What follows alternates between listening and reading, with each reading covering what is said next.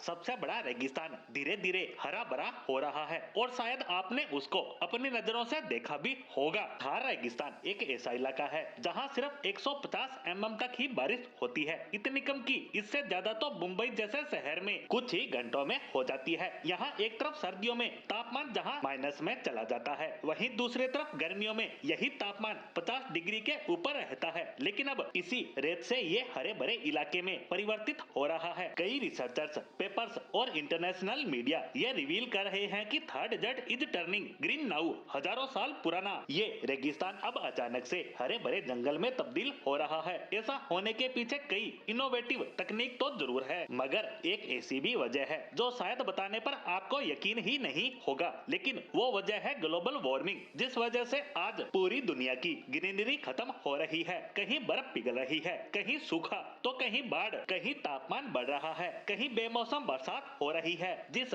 Global warming से बचने के लिए हजारों लाखों पेड़ पौधे उगाए जा रहे हैं, उसी ग्लोबल वार्मिंग की वजह से थार डेजर्ट हरा भरा बनता जा रहा है। अब आपको लग रहा होगा कि ये तो अच्छी खबर है, लेकिन शायद इससे बुरी खबर भारत के लिए कोई और नहीं हो सकती, क्योंकि वाकई में ऐसा हो गया तो आने वाले कुछ ही सालों में भारत में बारिश बेहद कम हो जाएगी, जिससे देश में अकाल जैसी स्थिति पैदा हो सकती है। और इसे समझने के लिए हमें 1792 में जाना होगा। तब इस इलाके की हालत बेहद खस्ता थी। भारत के डेजर्ट जोन पर रिसर्च करने वाली इकलौती केंद्रीय शुष्क क्षेत्र अनुसंधान संस्थान के रिसर्च के अनुसार उस समय थार में हर 3 साल में भूखमरी और सूखा पड़ना आम बात थी, जो सन 1900 तक देखी जा सकती है। लेकिन आजादी के बाद स्थिति कुछ बेहतर होने लगी। हाइड्रोलिक इंजीनियर कंवर सेन ने पीएम नेहरू को बताया कि अगर हम पंजाब की नदियों के एक्सेस पानी को नहर के जरिए ले आए तो राजस्थान में पानी की जरूरत पूरी हो सकती है। लेकिन उस समय पैसे की कमी और पाकिस्तान के साथ नदियों के विवाद के चलते ऐसा नहीं हो पाया। उसके लिए पहले दोनों देशों में इंडस वाटर ट्रीटी की जाती है। ऐसे में अब यह पानी राजस्थान आ सकता था, जो 27 साल बाद इंदिरा गांधी नहर परियोजना के माध्यम से संभव हो पाया, जो भारत की सबसे लंबी नहर और दुनिया का सबसे सफल इरिगेशन प्रोजेक्ट है। ऐसे में कुछ ही सालों में यहाँ खेती लायक जमीन दोगुनी हो गई, जिससे लोगों की बसावट भी यहाँ बढ़ने लगी। लेकिन अब भी नहर से दूर दराज के इलाकों में पानी की बेहद कमी थी। ऐसे में भारत ने आजादी से पहले सिंध इलाके में अंग्रेजों द्वारा लगाए गए बबूल प्लांट से किए गए कायापलट को देखकर